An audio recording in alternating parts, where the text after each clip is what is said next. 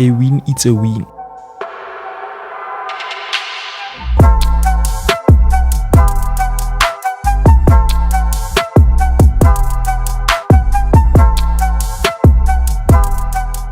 What's going on, people? Welcome back to League M for another video. Leicester 1, Chelsea 2.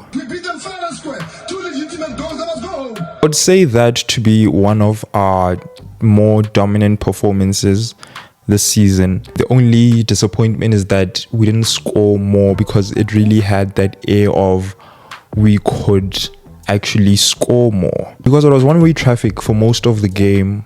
Our players would find themselves in good places on the pitch, especially in the pockets. There was so much joy in those pockets. Joao Felix had a field day, Cole Palmer had a field day, and especially in transition as well. I feel we could have gotten something from those transitions. For most of the game, Leicester were playing like they were down to 10 men. They were not really challenging forward. You can see that they actually set up to hit us on the counter, and it was in those brief moments that they look dangerous. And they do come close to scoring in multiple moments. Nicholas Jackson opened the scoring for us, and that was a brilliant goal from him as well, showing real grit and drive to actually wrestle the ball off of Whitefish. Very combative in that moment.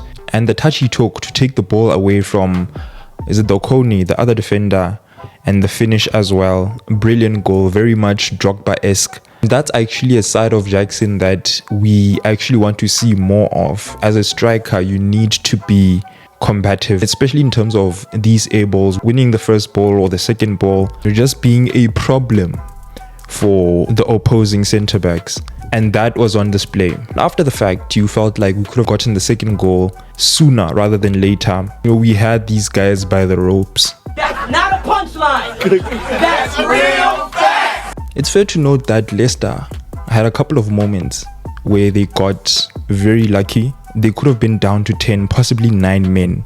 There were a couple of incidents in the game where the fouls they committed were so dangerous. I don't understand why. Yeah, Palmer especially. That's a stonewall red card. The refereeing is still as inconsistent as ever. But I digress. We had a golden opportunity to stretch the lead in the second half. Palmer being the closest to scoring, but had his shot blocked by Noni Madueke, who found himself in the way of the ball. And with all that was going on, you know, you could see that the guy was pretty chill about it. He wasn't too mad. He understood the situation. Both had a laugh about it. Both dapped each other up after the fact. At that moment, you could see that no, a second one is definitely coming sooner rather than later. Still dominating the possession. You do get the feeling that we were still the most likely, and we eventually got the goal through Enzo Fernandez. Real poacher's finish. And just when you thought the game would peter out, we then concede a penalty in the last minutes.